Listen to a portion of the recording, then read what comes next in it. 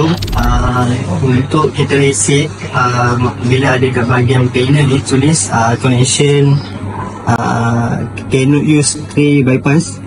So first step yang pertama, buka pintu depan ni, kita off dulu mesin.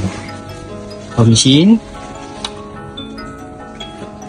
Okay, yang keduanya, tangan yang belah kanan ni tekan button kuning ni, button kuning kita tekan dan tahan dan on ke mesin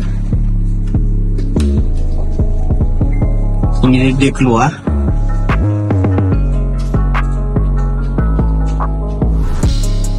Kena tunggu dalam beberapa saat, dia akan keluar.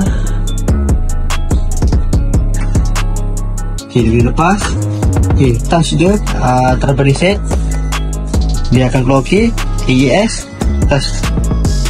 Ok, bila dah, kita off balikkan mesin. Biarkan dalam 5 saat. 1, 2, 3, 4, 5 dan on balik mesin. Dan tutup balik pintu semula. Itu sahaja.